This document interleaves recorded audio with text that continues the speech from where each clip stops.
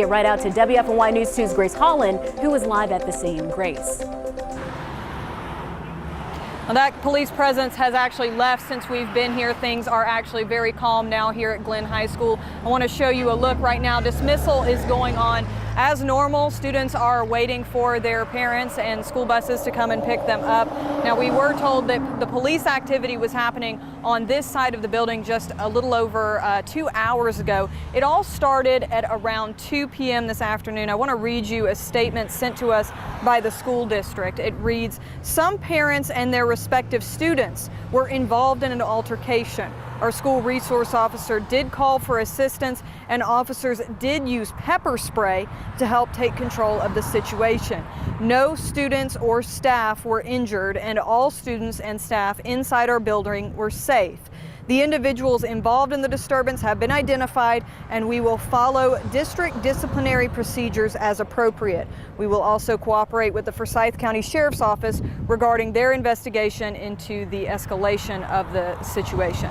Now, we've also heard from the Forsyth County Sheriff's Office on this, who gave a little bit more details. They said it was one of their deputies that did use that OC or pepper spray to disperse a large crowd that was involved in this incident. Now, we don't know what started that disturbance, that altercation, but what we do know is that 2 juveniles and 1 adult were arrested as a result of it. We don't know their names at this point, but we are expecting to learn the name of the adult involved. The Sheriff's Office says they will not be releasing the names of those juveniles. We'll keep you updated on air and online as we learn more. Grace, thank you. A man wanted for first-degree murder was taken into custody in Greensboro this afternoon after barricading himself inside of an apartment on Meadowview Road. Officers and a special response team were sent to the apartment shortly before 8:30 this morning to arrest Terrence Pierre Lawson. Lawson was wanted for the fatal shooting of Brandon Montreal Smith late last month. Officials say after nearly 2.5 hours of negotiations, they were able to get Lawson to come outside after deploying a small amount of tear gas. He was taken into custody around 11:30. Police said no officers fired their weapons and no one was injured during the standoff. WFNY News 2's Marissa Tanzino is learning more about this suspect and the murder police believe he's involved in. She'll have more coming up on WFNY News 2 at 5. A Southern Guilford student was burned on a school bus Thursday. High Point police say a student intentionally set a fire on the bus. Police say the 16-year-old girl started the fire by stuffing an unknown flammable substance into a soda bottle. The fire burned a 15-year-old girl who was taken to the hospital by her mother. The bus driver put the fire out using a fire extinguisher. Charges are expected, but police are not releasing any more information because of the teenager's age. The attorney for Nicholas Cruz says he will plead guilty to murder this afternoon. Cruz is accused of opening fire on a Florida high school, killing 14 students and 3 staff members. If Cruz pleads guilty, he could face the death penalty or life without parole. Cruz will also plead guilty to 17 counts of attempted first-degree murder. An FDA advisory panel endorses Johnson & Johnson's request to use its vaccine for a booster shot. The panel recommends the booster be offered at least 2 months after getting the first shot. The panel voted unanimously to recommend Moderna's booster shot for seniors, adults with other health problems, jobs, or living situations putting them at risk of contracting COVID. Pfizer's vaccine was the first to receive FDA approval. Coronavirus hospitalizations are really improving on the state and the local level. The state number dropped by 147 over the last 24 hours. It is the biggest decline overnight that we've seen in a while. Today's number now 2,074. Guilford County's numbers are also improving. Today, county hospitals are treating 95 coronavirus patients. For some context here, the county was reporting 148 patients just 2 weeks ago. So this means we've shaved off more than a third of patients in just 14 days. The Biden administration announced that travel restrictions will be lifted by November 8th. Restrictions will be eased for fully vaccinated travelers. Foreign nationals will be able to travel to the U.S. if they show proof of vaccination and a negative COVID test taken within 3 days of travel. Unvaccinated travelers will still be banned from entering the U.S. from Canada or Mexico at land borders. Now let's get to your 4 to 5 roundup. At least 41 people are dead and 70 others injured following an explosion in a mosque in Afghanistan. 3 suicide bombers are believed to be responsible for the attack. The blast came 1 week after a local Islamic State affiliate bombed a mosque in the north of the country, killing at least 46 people. Former President Bill Clinton is in the hospital fighting a non-COVID related infection, according to a spokesperson. The statement says that Mr. Clinton was admitted on Tuesday and he appears to be in good health. The former president had quadruple bypass surgery in 2004 and in 2010 had a clogged heart artery opened after suffering chest pains. He remains hospitalized for continuous monitoring. Well, if you haven't received your October installment of the child tax credit, check your bank account today. Payments are expected to be deposited into bank accounts today, and checks were sent into the mail. Some families got their September payments late due to a technical issue. This appeared to impact people who recently updated their bank account information or address. Well, we can say goodbye to the warmer weather for a while. We'll still be okay tomorrow. I mean, we think some upper 70s, but then that front moves by, does a number on us, drops our overnight lows into the 40s and highs only in the 60s. Here's where we stand right now. It's a comfortable 82 in Greensboro, 84 High Point, Winston-Salem at 83. Let's look north, Martinsville, Virginia at 83, Mount Airy back to the west at 81, into the south, Lexington 82. Troy, though, is up to 86 degrees this time of the year. Think about that. We should be in the lower 70s. Tonight, mostly clear, 65 for the low. Then the clouds will start to build in. We see an isolated shower. Chance of a storm, but I really think this is really more of a shower than anything. But we'll watch because it is markedly cooler air moving into this warmer air mass. So 78 for the high tomorrow. Here's what it looks like when we go out to a wider shot. You can see that front, the approach of the front here. Some thunderstorm warnings way back to the west. I mean, we're seeing that in parts of Tennessee and Kentucky and back toward Arkansas. But overall, it's just warm. We see that flow still out of the south as that cold front approaches. Remember, the winds kind of parallel that front, so we'll be warm again. Excuse me, fall air comes in. After that, we look for windy conditions and highs will fall. We'll see lows in the 40s and highs only in the 60s. A group of cyclists are turning passion into purpose by biking several miles to raise money for women who cannot afford mammograms. It's all a part of Major Miles for Mammograms. The ride is hosted by the Major Taylor Cycling Club of North Carolina. All the proceeds go to the Cone Health Mammography Scholarship Fund, which provides mammograms for women who otherwise could not afford the screening service. Registered nurse Jeanette Richardson is the president of the cycling club. She knows the importance of early detection for breast cancer survival. I do work in healthcare. There has been a time that I had to go without health insurance, so I know what that feels like. And I know there are a lot of people in our community, especially being out of work with COVID and just the whole impact that it's had on jobs, and people may not have insurance. And that we wanted to give back. And I know Cone Health has a mammogram scholarship fund. And I just thought this was the perfect way for us to be able to give back to our community. Take a look at these jerseys. The ride kicks off this Saturday at Cycles de Oro in Greensboro. There are 3 routes, 14, 35, or 50 miles. Richardson says people of all levels can ride. Just get in where you fit in. And afterwards, lunch will be provided. And, it's just a way for us to fellowship, just have fun. We'll have a gift for who has the best pink outfit on or who has decorated their bike, the flashiest in pink. And we'll be raffling off a Garmin bike GPS. So it's going to be a lot of fun. We're excited about it. Pre-registration ends tonight, but those interested can register tomorrow starting at 8. Ride starts at 9. Details posted onto our website. So this group actually just formed in March, and some of the organizers were saying they thought they were going to get small participation, like 25 cyclists, maybe 30, but they've already gotten over 100 for pre-registration. So just imagine what it's going to be like tomorrow for the actual event. Because people can still show up. Yeah, and they can still show up. Well, the uniforms, that jersey those looked are awesome. Nice. When she wore it in the interview, I was like, can you send me some pictures of those? They have to see this. It's like you really said, cool. Madam Prez. Madam Prez. Yeah, that's nice. And I think the weather is going to be perfect for this tomorrow, right? Yeah, I mean, we do see a slight chance of a shower in the afternoon, but it's not as great as what we were talking earlier in the week. So temperatures are going to be great. Yeah, that's what I was thinking. It's going to be fall-like weather, so it's not going to be get too hot for all the cyclists out there, but this is such a great event. Obviously, with October being Breast Cancer Awareness Month, all these different events going on, I love to see it. Yeah, and like she said, just a lot of people hit by the pandemic. Some people don't have insurance right now or can't afford those mammograms, and we know that that is important for breast cancer survival. So again, those details are on our website. That's great. Good that they're doing that too. We get a lot of charity events going on right now. It's that time of the year, isn't it? All right, we're going to take a short break and we're coming back.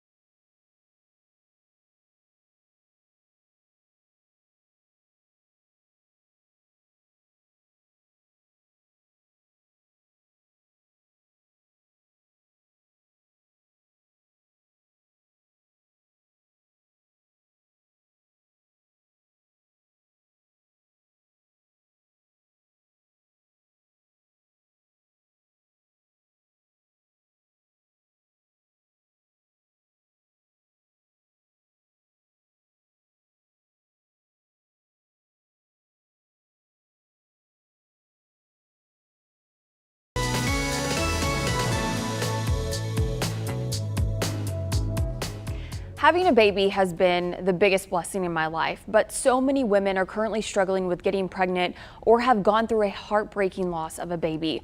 Whether it's miscarriage, stillbirth, or SIDS, it's so common but rarely talked about. That's why today is dedicated to those women and their families. It's National Pregnancy and Infant Loss Awareness Day. We wanted to give our baby Kyle a fighting chance. On November 1st, Lauren Kaiser and her family will light a candle on a cake for what would have been their son Kyle's first birthday. We got pregnant again in July of 2020. You know, COVID's going on, it's crazy, but we were so excited. After experiencing a miscarriage in April 2020 and losing a family member to COVID, this pregnancy was an answered prayer. The second you get a positive pregnancy test, you start kind of dreaming, I guess, and thinking about that child that's about to come. Kyle was born at 21 weeks, 3 days, but sadly didn't make it. The hardest day of my life.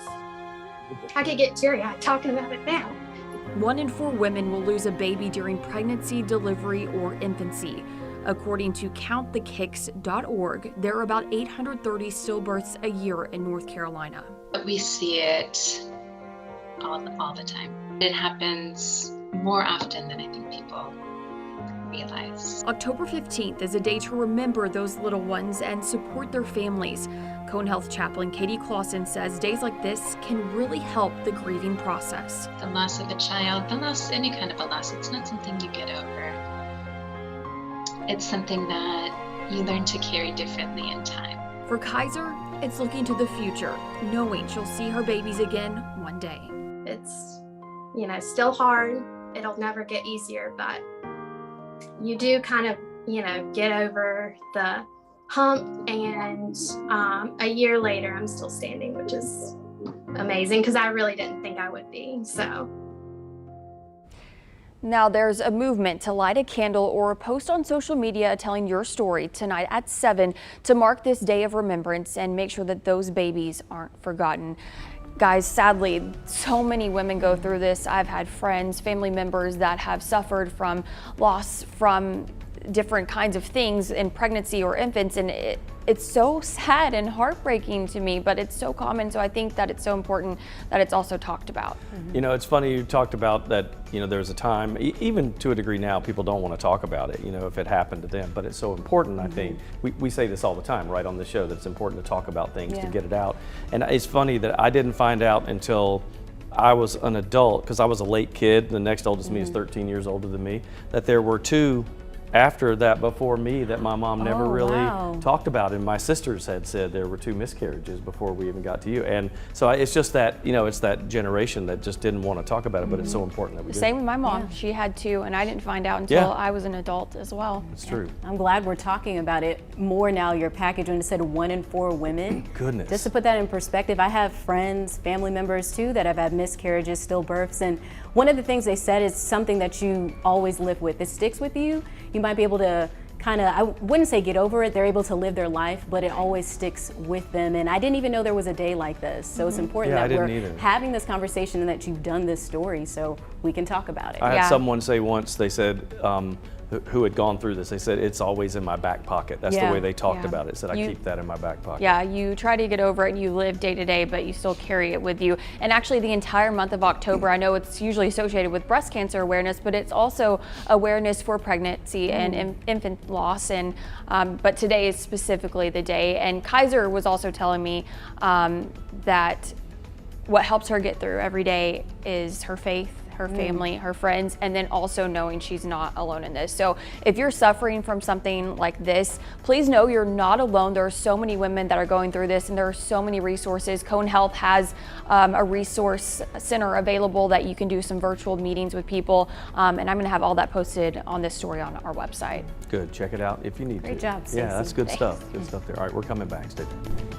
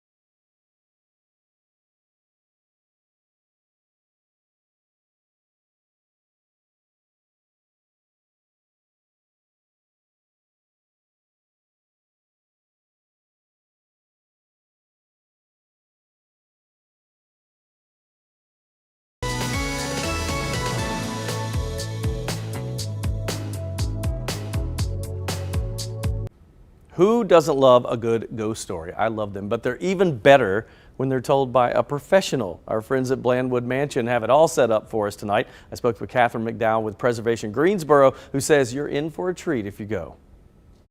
So this is our 17th season hosting Cynthia Moore Brown, who is a local storyteller in Greensboro specifically. But she goes throughout North Carolina throughout the year telling stories. Halloween is her favorite event, and we are so excited to host her for her 17th season. So Cynthia, this year, like last year, it will be outdoors because it has just become a really popular event.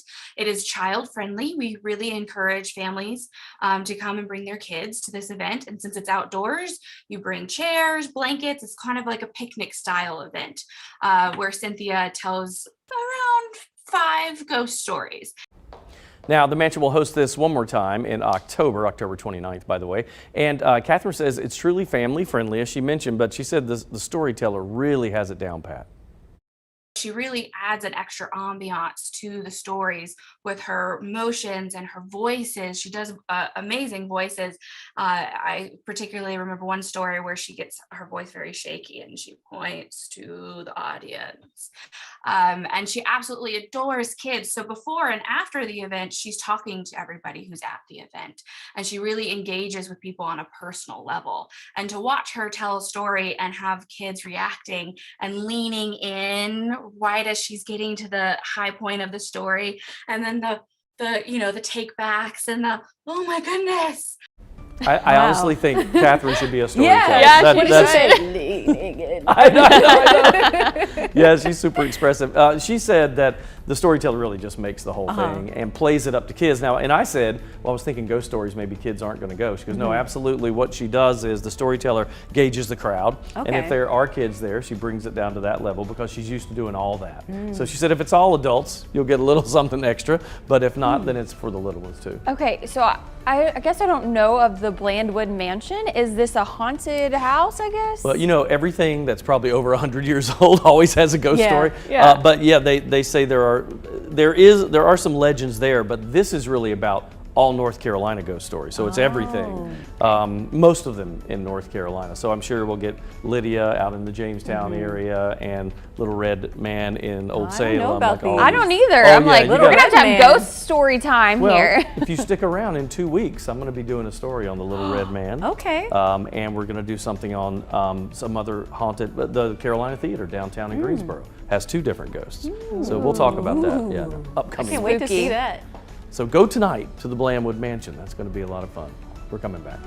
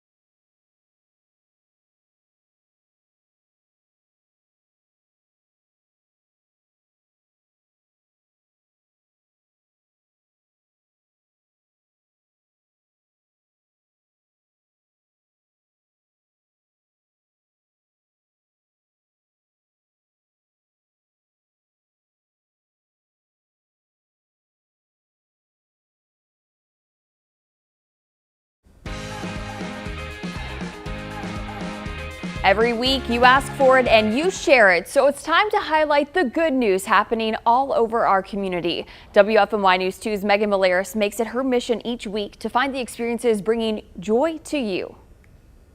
If you're wearing a frown, turn it upside down. We want to start the weekend with a glass half full outlook on life. That's why we ask you to take just the next couple of minutes for reflection on all the blessings all around us.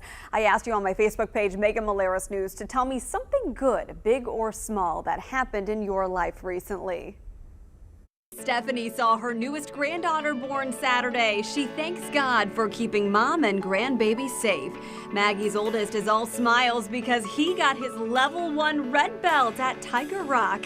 Andy released his first Christmas novel called Midnight Christmas Eve. It was a great day for his family.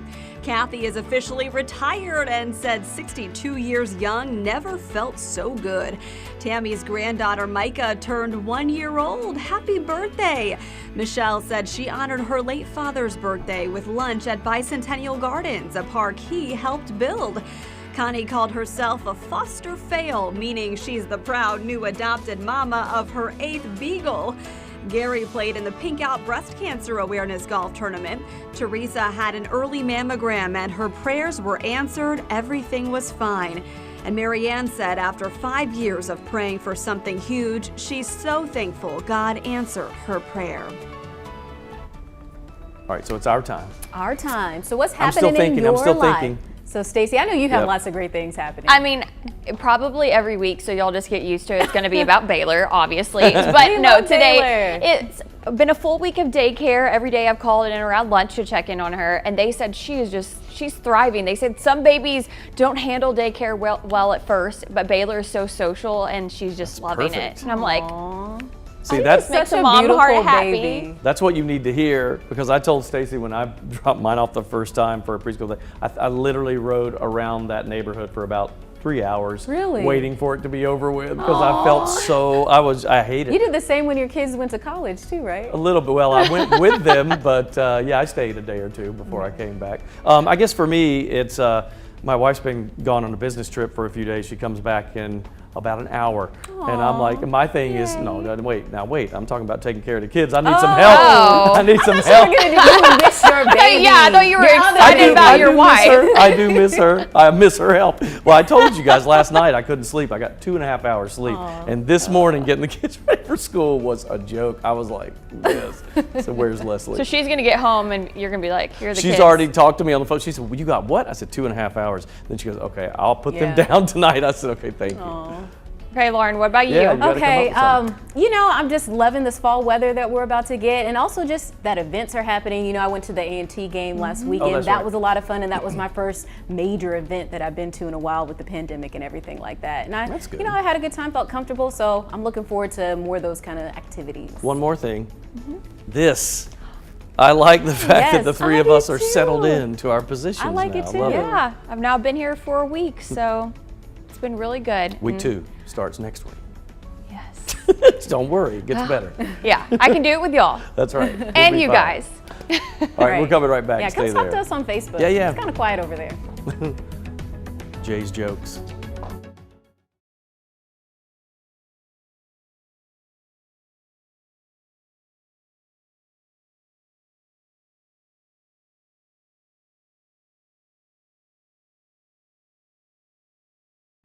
Hey ladies, I know you're jealous you're not out here. Bald Eagle, for the ladies, I know they're jealous they're not here enjoying the beautiful football weather at Southern Guilford. I don't think Chilton could have drawn up a better day for football.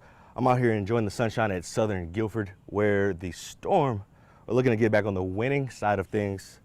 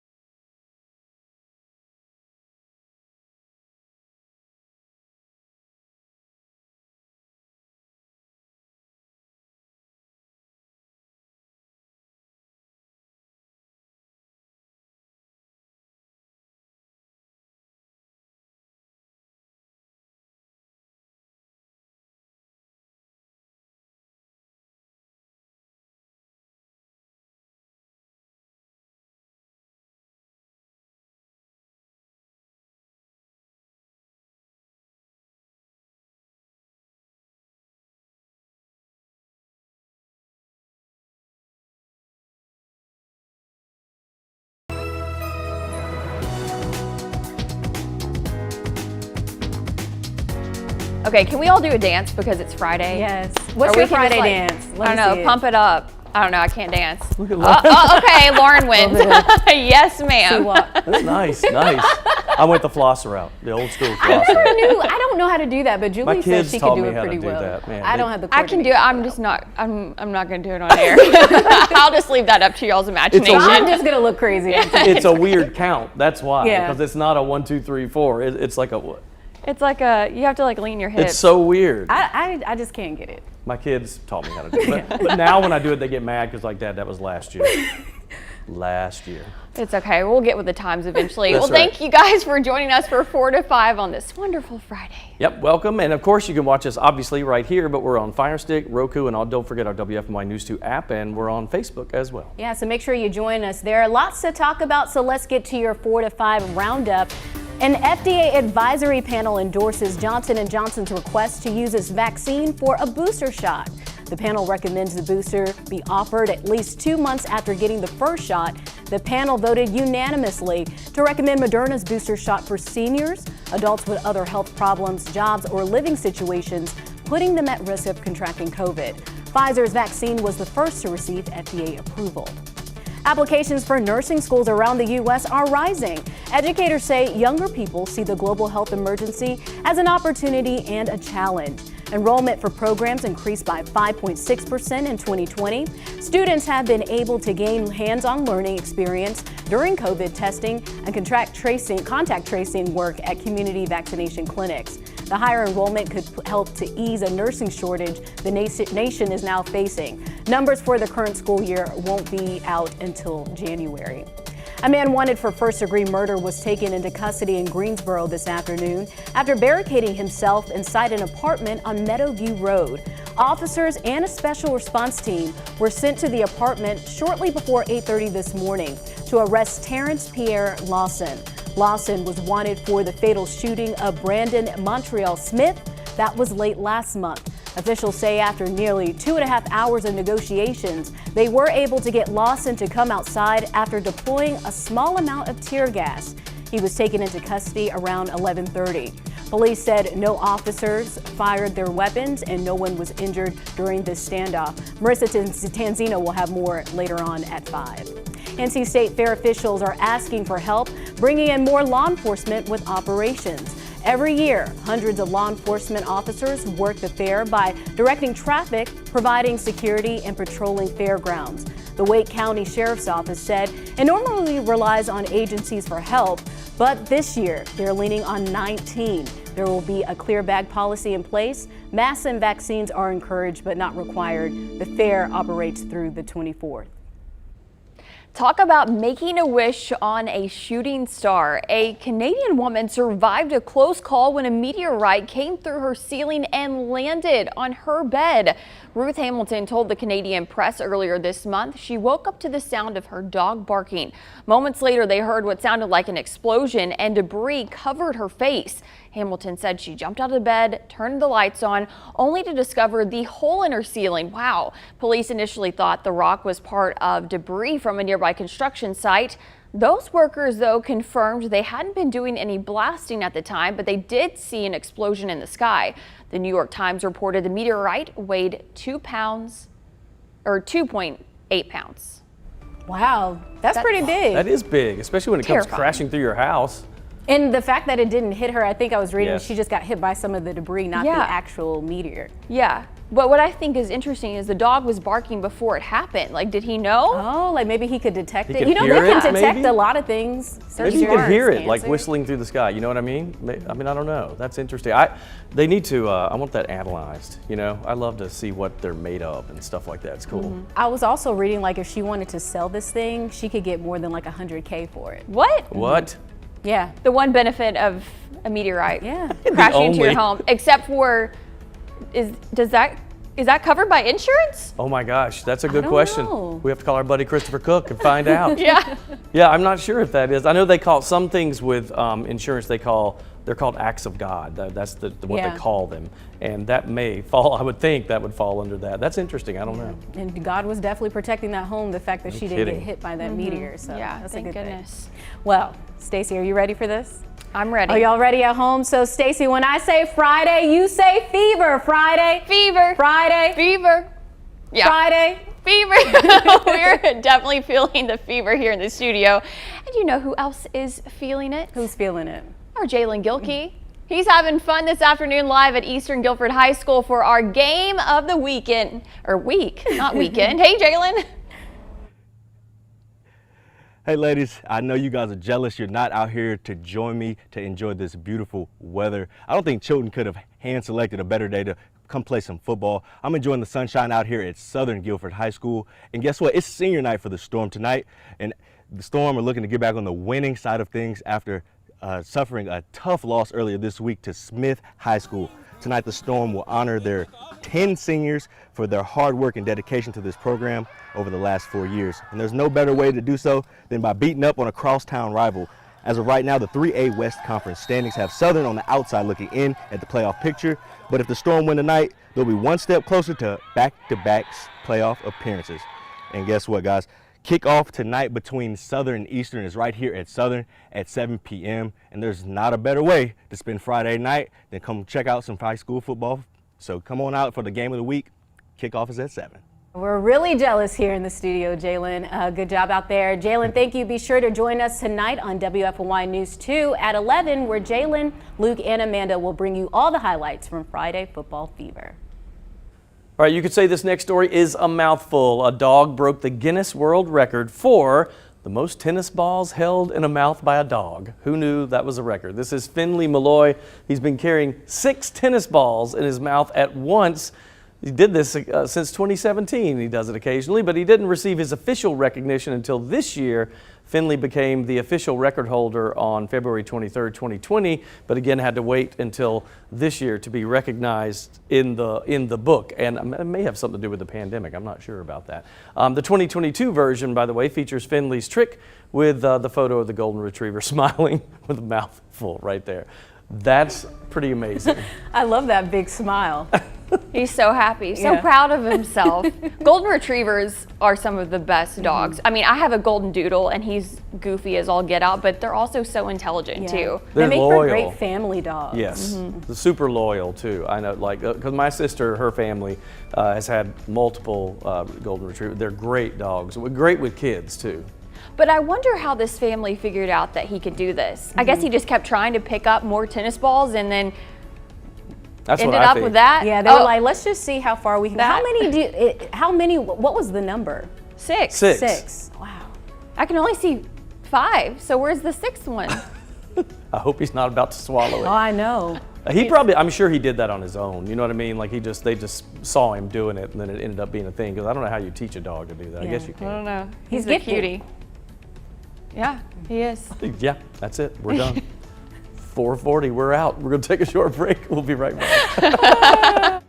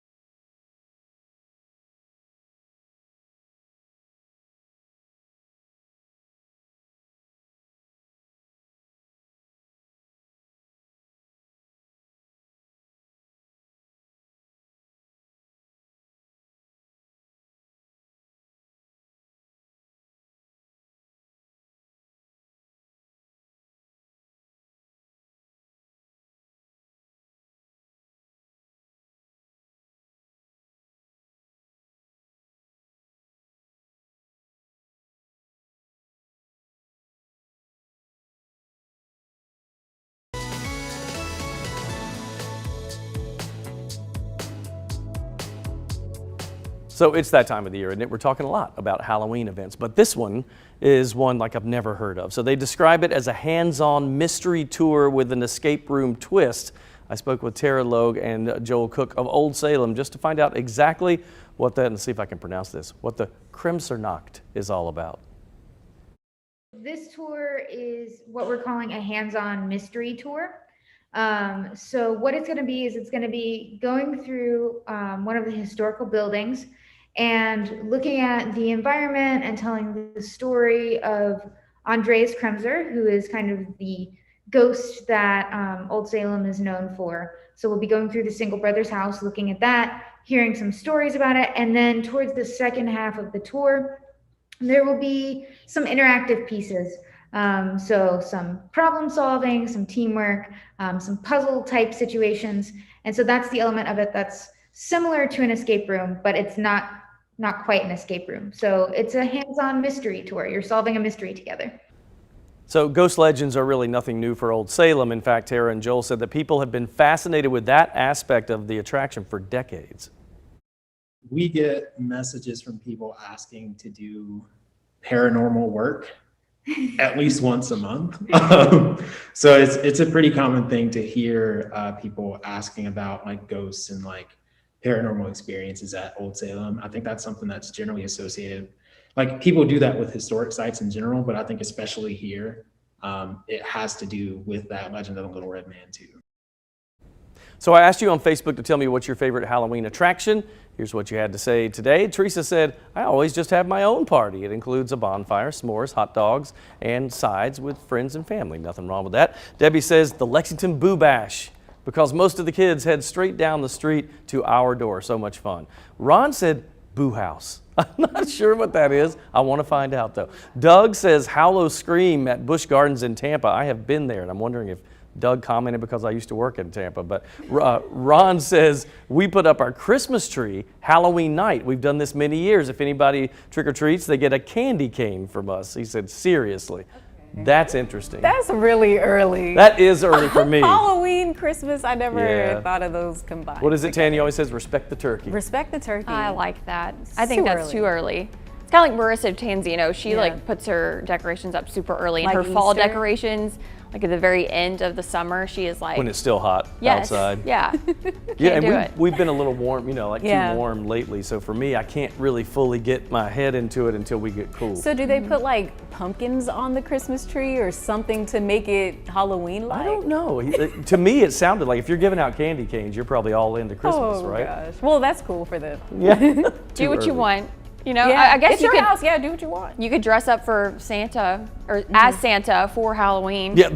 I guess. Yeah. That would works. work. Still a costume technically. See, I like to be out in the back. We have like an outside fireplace, and I love that in the fall. Like when it gets cool, that's really fall to me. We all gather around. We'll do s'mores in the fireplace out there. I love that. Yeah. Going to a football game when it's cool outside. Carving pumpkins. That's probably my favorite Halloween activity. Is it? I haven't done that in a while. Since I was you come to my house if you'd like to. I hate the scooping it all out part. It's so fun. I love the gooiness. But then you can roast the seeds afterwards. Yes, we just started that a couple years. I had never done that. Really? Yeah, that They're wasn't delicious. a thing for us. I haven't done that in a long time either. So well, come over. Yeah. We'll do it. All right, we'll take a break and we're coming back.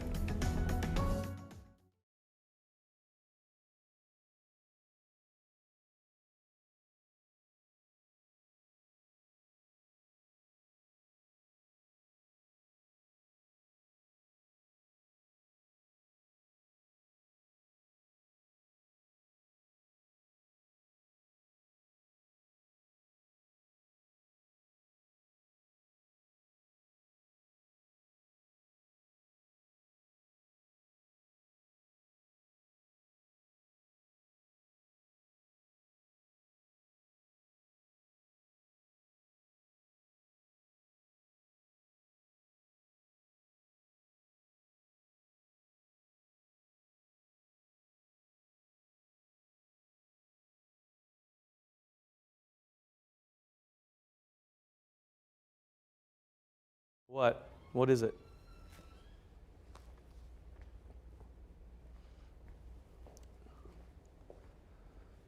Okay. I haven't even looked to see what story it is. What is it?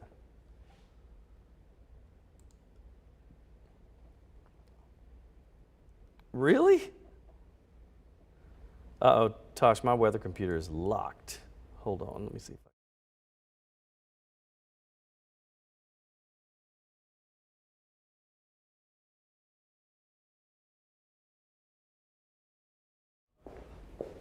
Yes, yeah, it's locked up. I can't get it to respond. If somebody wants to call Tim and see, no, because I don't even know what Tim. How long is the weather? Oh yeah, that's kind of long to be on that one. Can somebody call? I don't even have. If I can call Tim real quick, but my phone, because he might be able to start it from in there for me. Okay. Just tell him to restart, not restart. Start my show on Max 2.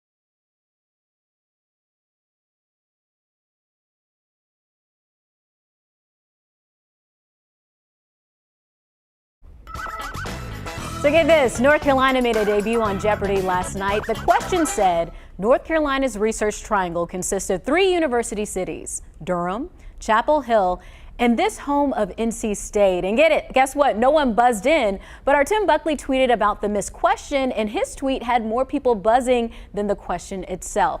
Our own Christian Morgan said he was appalled. Chris Duncan joked by answering, what is Carrie?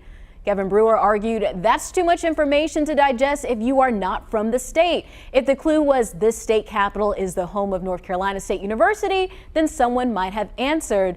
Well, that clue has 4 bits of info, none of which are much help if you haven't been here. Michael Rubin said better than buzzing in and saying Charlotte. And then Marco said, seriously though, the NC State part was extra. Didn't even need it, just made it hurt more. And another user asked, how do these folks not know it's Raleigh? And then Derek said, even his kids got it. I agree with the part that it said was just too much information in one question. Yeah. And if you're not from here, that's just a lot to take in. I mean, I think if you're a sports fan, you know that. Like, I mean, somebody could tell me, you know, another college out of state, and since Tim Buckley's walking by, I'll say Penn State. You know, I know that's in State College, PA, right, Tim? Am I right? Yep.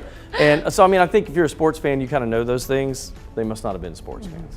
Yeah, I don't know. I mean, I guess I always knew kind of about the triangle. Isn't that what it's called? Yeah, the triangle. Even before I moved to North Carolina, I just had heard of it. So I don't know, that's weird. I guess when you're on a game show, you know the pressure of time. It kind of reminded me of my debut here when we did the little the lightning round the questions. lightning round of North Carolina trivia. So I mean, when you're in that environment, I guess it's hard to keep your head straight. That is surprising, but you know our director Brad's the biggest state fan in the world, and he was appalled by this. So mad. Look at him. Oh, there he is. Got his state mask on. Look at him. He was really upset about this. Really upset. Well, something that won't make us upset is the weather, forecast, right? Because it's about to start feeling like fall. It is. It is. Once we get to Sunday, and we'll cool down even tomorrow as well. But heading into tomorrow, 78. I mean, that's not bad. That's still above normal. We should be in the low 70s this time of the year. We're in the low 80s right now, so a good 10 degrees above normal. 83 in Burlington, Greensboro at 82, Winston-Salem 83, High Point 85. Overnight tonight, 65, mostly clear. Then that high of 78. The front will be moving by dry during the day, so mountain and foothill communities possibly a morning shower and then an isolated shower for us in the afternoon. On the backside of that front, it gets a little breezy, especially going into Saturday night and Sunday, and then temperatures really drop. I mean, you talk about us going from, we're seeing 65 degrees for overnight lows for the last few days. We'll see high temperatures closer to that for a day, at least on Sunday. Overall, though, let's take a look at the long range here. The 7-day forecast with that 40% chance of a late day. It's an isolated shower, afternoon, I should say. And then that'll clear us pretty quickly. The high of 78, and we may hit that a little earlier than we normally do. Then we'll drop 40s for your Sunday morning. How about that? Breezy and cool with 65, and mostly 70s with sunshine for the better part of next week. Have you ever heard of a vision board where you map out all of your dreams or a vision of what your ideal life would look like? In today's U Day, Coach Lamont asked us to reflect on our dreams. One day, employees arriving for work were greeted with an unusual sign on the door. It read, "Yesterday, the person who hindered your growth passed away." They were all told to report to the company auditorium for the memorial service. One by one, each employee proceeded to the open casket to pay their respects. As each employee approached, those waiting in the line heard a loud gasp. They were astonished to see inside the coffin a mirror with a note which read, "You are the only one hindering you." My friend, the world is like a mirror constantly reflecting back to you the life you have settled for. If you are not pleased with the life you are currently living, what are you doing to change it? If you want more, you have to believe for more. Like a mirror in a coffin, bury the idea of a reflection that doesn't resemble you winning. This is Coach Lamont reminding you to have your best U Day. I'll see you tomorrow.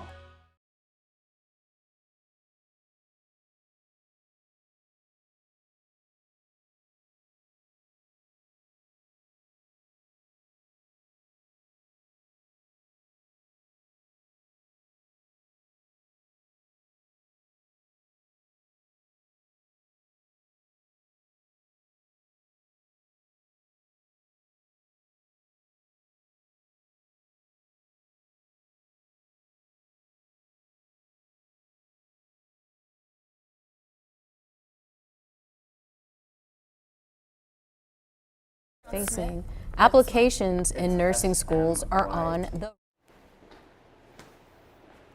Hey there, 1, 2, 3, 4.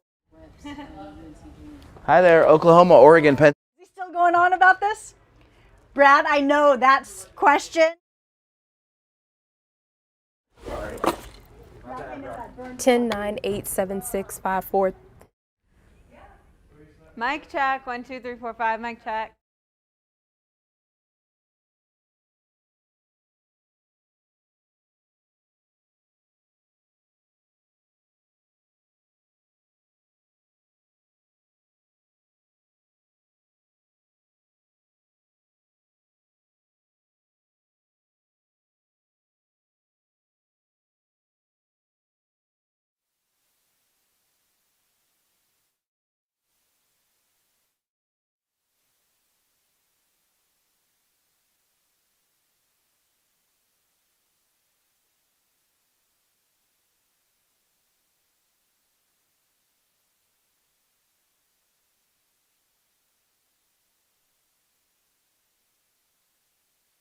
James, Denham.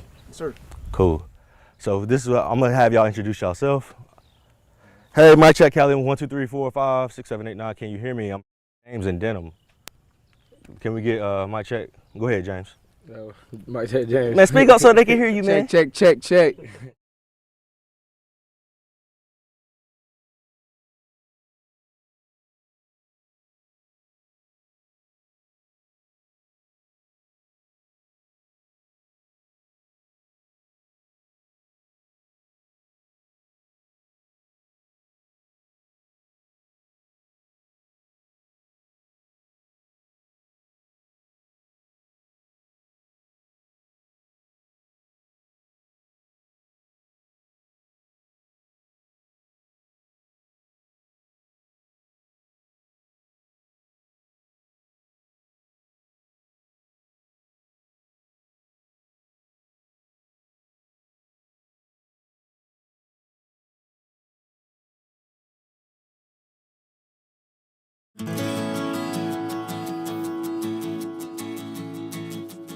So it's time for my 2 cents, and today I want to talk about catching up with old friends. So let's just say this. Catching up with old friends, in my opinion, very important. I think everybody should do it. I'm that guy. I'm the one that calls everybody that I haven't talked to in sometimes 10 or 15 or 20 years out of the blue and just catch up. It's just who I am. It's what I've always done. I think it's important. Some people don't do that. I do. Well, today I had lunch with a friend. I have known this guy for about 30 years. And we know each other well enough that we can pick on each other mercilessly, right? You know those people, you give them the business, they give it back. It's totally fine. Nobody cares. I'm saying that because I'm about ready to let him have it. So it's, for those of you that listen, and most of you do, it's Chris Kelly from Rock 92 and the Two Guys Named Chris show. Known each other since the early 90s. Hadn't connected in a while. So we had lunch today. Here's the proof. There's the picture that is not photoshopped. I got Chris Kelly to come to lunch with me. It's a big accomplishment, actually. He wasn't happy that I took the picture. He said I have my honeydew melon colored shirt on. I thought it looked good. Maybe the blue t-shirt underneath.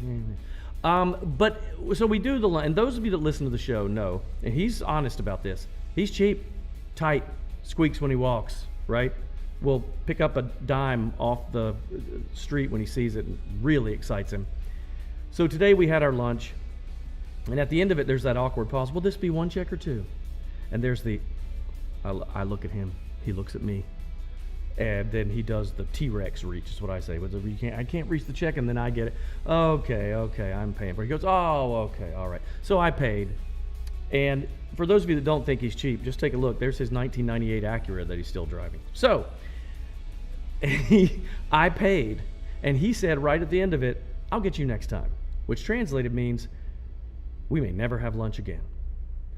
That's just my 2 cents, and that's your 4 to 5. WFMY News 2 at 5 starts now.